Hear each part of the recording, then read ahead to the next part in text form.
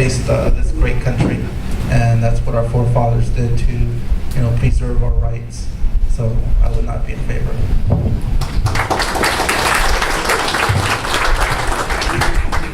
Speaking of the Constitution, are you going to hold a position of original intent or a living Constitution?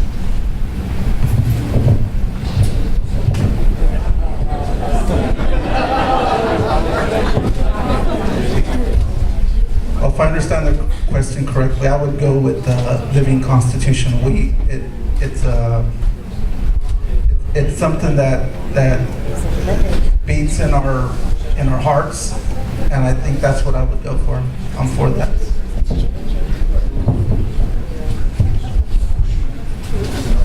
Our original Constitution guaranteed us the right to bear arms, and it was directly for a tyrannical government. Folks, we're going to stick with the original because the original was the right one when they wrote it the first time. So we're going to keep that one strong.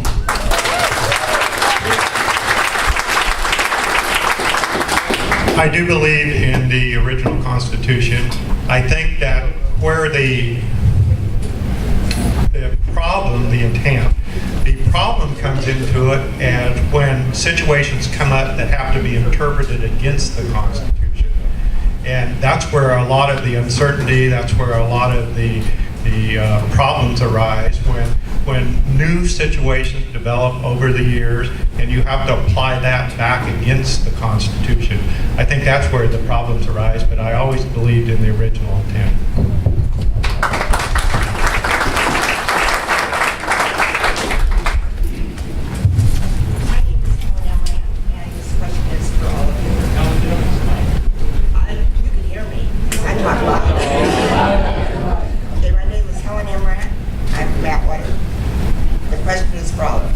What is the budget of the Sheriff's Department, and how much experience do you have handling large budgets? The budget of the Sheriff's Office is about $43 million. 24 million goes to the operations, 19 million goes to the correction side. I've had 15 years when I was at Merced managing budgets. We had over 130 people, went up to, I think, $11 million when I left. When I went to the state, I managed a budget of $160 million. That was the operations. Capital even pushed it higher than that. We had 1,400 personnel. So I understand budgeting. I understand how you work within the means of a budget, and I think I've had the requisite experience.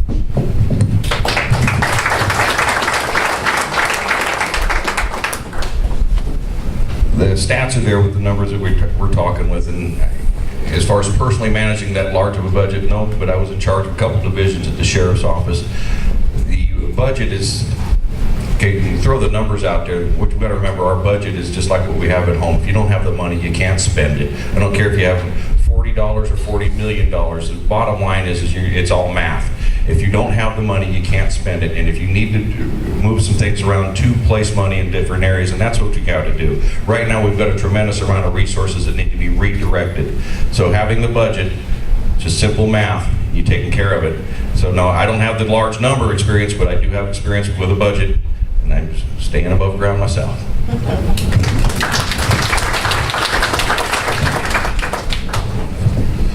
As a council member, we deal with budgets all the time. We're currently balancing our budget in the city of Livingston, and we'll be in the black by 2017. So I'm one fifth member of a council member when we deal with the multi-million-dollar budgets, and we need to make sure that we have plenty of money in reserve so that we can have public services and public safety provided to. So I do deal with budgets, general plans, planning, and want to make sure that we have the means capable to improve the quality of life. So I do have experiences with budgets.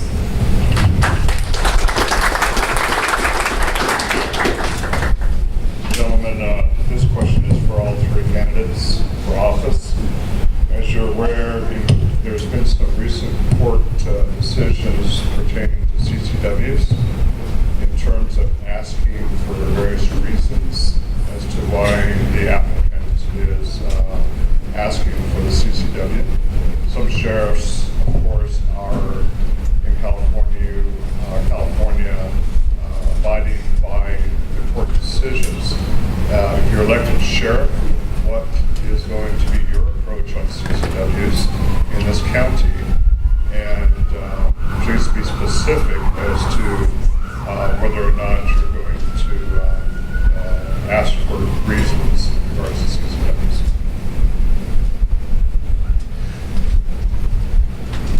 This has been a major topic of conversation since I threw my hat in. Pat can attest to this. First off, there has been in the past, and it was the Court of Appeals, and I think it was in San Diego with regard to the reasoning. Folks, I don't care if you're a diamond dealer or a dairy person or somebody that just has a fruit stand. If you come in there and you say that you would like to have a concealed weapon and you meet the criteria that's set forth, then you're going to get it. Not everybody that applies is going to be able to get one. We all know this.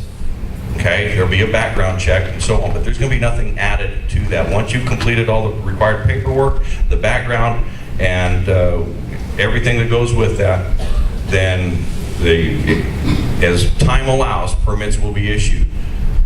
I'm not going to require you to try and justify to me that you need to carry a weapon. If you have a legal right to possess that firearm, that's all I'm going to need to see on there. I don't need to see that you have to carry large sums of money. Just because you might be broke like me doesn't mean your life is worth less. Folks, if you have that, then you're going to be able to come on and see me. Thank you. I grew up in Wyoming, small town in Wyoming, and we used to carry guns to school in our pickup truck. Used to be on my gun rack when we used to go. I've been around guns all my life. My position is very similar to Vern's. If you want a concealed weapons permit, there should be no qualifying reason for it other than to take care of yourself, since it's self-defense. Follow a background check or background check and qualifications, and I have no problems. We're going to set up a transparent system. You don't have to be my friend. You don't even have to vote for me. If you want a concealed weapons permit, and by the way, we were on the right, all of us, to my knowledge, were on the right side of this even before the San Diego decision, which was then backed up by a decision in Yolo County, or the 9th, and the 9th is very liberal. So you can be assured that this is where it's going to sit. So of course we're going to issue the concealed weapons permit. There is some logistic problems with it. So the County of Orange, when the San Diego decision came out, they had such an influx, they had to hire 19 more deputies to handle the concealed weapons permits.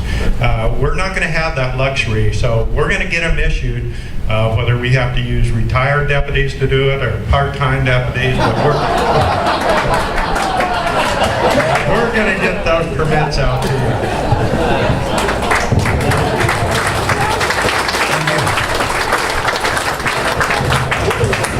My position is the same. If you want a concealed weapons permit, it's for personal safety, and you have a right to defend yourself. You have a right to defend your family, your children. We all know the bad guys can get those firearms easily, and the good people that want to defend themselves and want to defend their family, it's like pulling teeth out of a lion. So let's make it a lot easier. Personal safety is, one of my concerns. So if you come and you request a CCW, and personal safety is one that you put under, then by all means, if you pass the background and all the other criteria, as Pat Money had said, I'm also for that. So I am also for CCWs.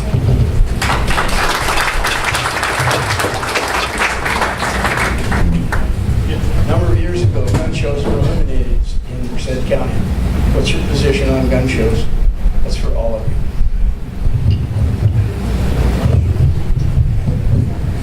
I personally love gun shows. I like going to gun shows and I like looking at guns. So I think it's a great event.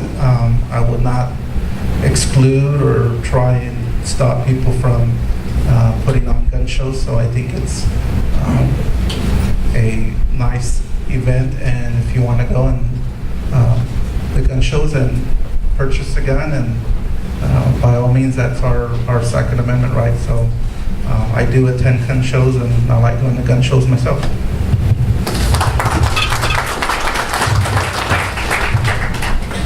Pretty much what he said. We got to get them back. You know what? I'm tired of being this one county that doesn't do anything for its citizens. So let's work together and get that back. And you're 100%. We need to get them back because there's a lot of folks out there that like to do this.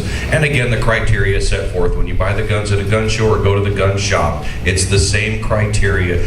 What the heck? So yes, let's bring them back.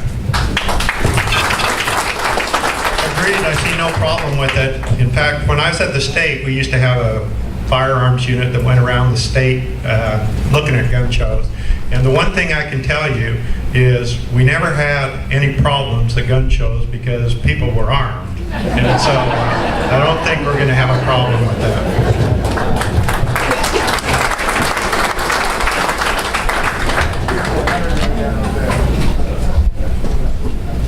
Hi, my name is Brian. I'm from Atwater. I'm retired law enforcement myself. So I don't want to be rude or condescending, but this is for Mr. Soria. As a law enforcement officer, you have to be able to testify in court. There's been lots of talk, lots of rumors about you being Brady listed. For those who don't know, being Brady listed basically means you're documented as untruthful. Can you answer this and tell me how you're going to be able to work that out if you have to go to court and testify? Oh, that's a good question. I have testified. I'm a court-expert witness for usable and bound and possession for sale. I've testified in Merced County, Stanislaus County, and Fresno County. So I'm not sure where you're getting a Brady issue. You being a former police officer should know about Brady. I'm familiar with Brady, so I'm not sure where you're getting your information. But I have testified, and I've testified recently in Fresno County.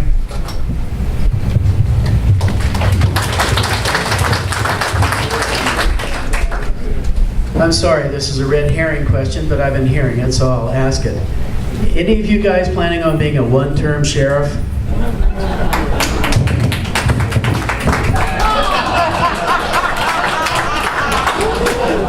It's funny how it got right back to me. That is a question that's kicking around out there, that I want this job for one term. Let me tell you something. I don't need this job. I could comfortably retire without having one term as sheriff. If I thought that the changes that needed to be made at the sheriff's office, the kinds of cultural, kinds of procedural changes, if I thought that they could be accomplished in 4 years, I might stand up here and tell you I'd be a one-term sheriff. But I don't think that's the case. I think we have to move forward. I think there's lots of things that have to be done. It took me more than 4 years at the PD. It took me more than 4 years at the state. And so I am not planning on being a one-term sheriff. Although the one thing that kind of is ironical about this question is that in California, we're all for term limits. And they want people to serve for a certain amount of time, and that's it, 2 terms and you're done. I got termed out when I was at the state, and the Attorney General got termed out. So it's kind of ironical that is an issue. But the question is, no, I don't intend to be a one-term sheriff.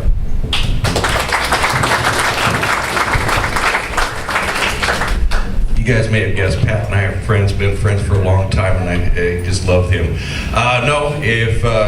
And when elected, I plan on being sheriff as long as I'm able to work. If I'm doing a good job, you guys keep electing me back in. If I'm not, then give me the boot. That's my promise to you. I'm 55 years old, and as long as I'm able to, I'll continue to work as long as I'm in office and you want me in there. Thank you. I'll be the youngest of the bunch. I also plan on being there as long as you have me. Same thing as the city of Livingston. You know, I'm looking to be sheriff because I think I can make a positive change and influence and enhance the services of the sheriff's department. So if I get elected for 4 years and you like the job that I'm doing and and you elect me again, I'll continue till, the man upstairs decides, if I'm going to be here or not. And also, if you like the job I'm doing, I'll stay as long as the good Lord allows me to have lung in my ears and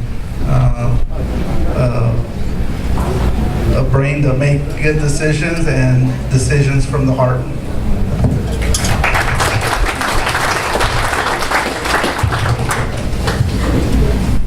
This question is for all three of you. My question is, do you guys consider California's magazine capacity law, a bullet button on tactical rifles, and open carry laws to be constitutional?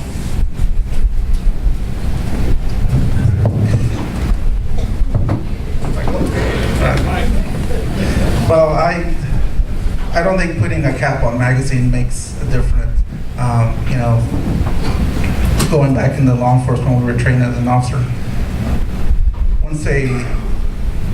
once a bullet it leaves the gun, it doesn't have eyes, it doesn't have a heart, it doesn't have a decision. So 1 to 10, I don't think that it's constitutional.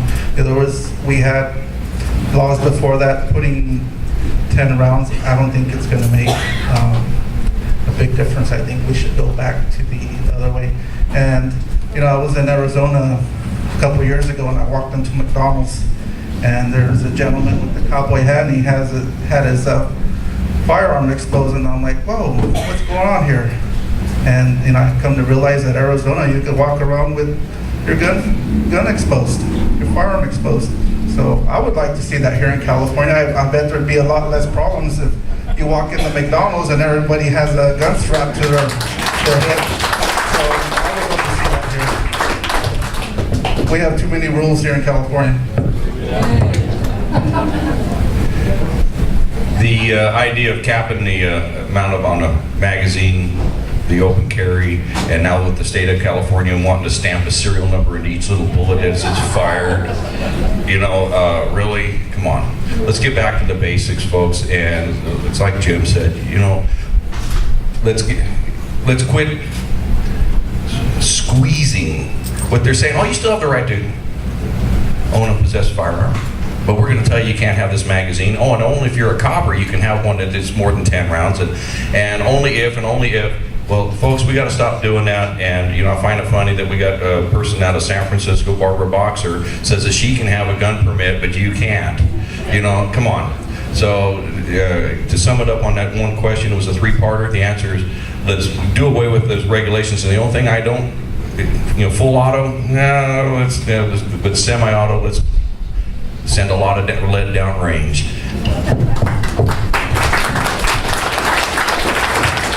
I agree with Bert.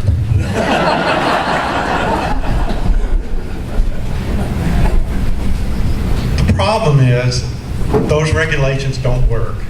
We talked, when I was at the state, we were talking about doing the laser etching on the cartridges, and we kicked that around, and there was nobody that could come up with a good reason why we were going to do that, other than the legislature. Some of the knee-jerk legislators felt it was a good idea. I think the same thing applies, but I also agree with Vern to some extent that, some of this is common sense. They outlawed machine guns years ago. They outlawed bazookas years ago. We've got to have the right to exercise our rights, but we just got to use some common sense about it, and I think we're going in the right direction. We're moving down the road in the right direction, and we're going to get there.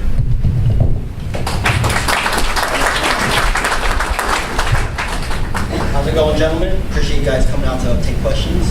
I'm from New Jersey. I'm new to California. I go to Merced College, and I'm the president of a club called Students for Liberty at Merced College. And this past week on campus, we did an event to raise awareness about the failure of the war on drugs. My question is whether you agree that the war is a failure, and whether we should legalize it or not.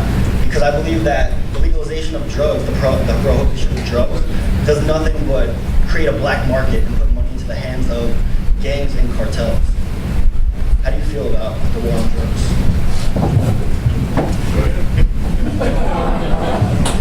Well, that's a it's a sophisticated question because there's a lot to be considered there.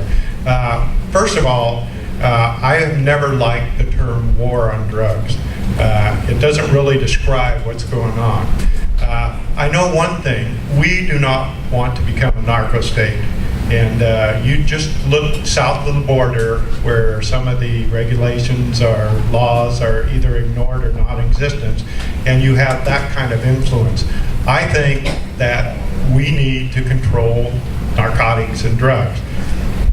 Marijuana, that's a story that's unfolding before our eyes. But yes, I'm in favor of controlling to some extent. I don't think you give ad lib to anybody that wants heroin or anybody that wants methamphetamine. I do not think that's good for us as a society, and I don't think it's good for the state of California, and I don't think it's good for the county of Merced. So yes, I'm in favor of some of the drug laws. I think that we'll never arrest our way out of the drug situation. I think we have to take that into consideration. I think, interdiction before people start using drugs is important. I think that rehabilitation after they start using drugs is important. And I think that all goes together. And I think working together we can control them. But to simply say, let's legalize drugs, I think that's short-sighted, and I don't think it's in our best interest.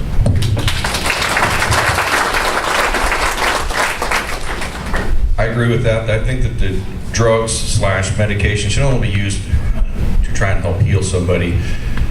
When you start talking about the illegal drugs, cocaine and heroin and so on, absolutely not. Folks, the reason we have a drug problem is because we have drug users. It's not the drug sellers that's the problem, it's the drug users. As long as there's a market, we can take all the users off the street, or the sellers off the street, and as long as there are users, as long as there is a demand for a product, we're gonna have somebody out there wanting to sell it, because we are in a country of greed, and as long as that is persistent, we're gonna have to do it. What Pat said is 100%. We've got to do this in a several-pronged attempt. I was a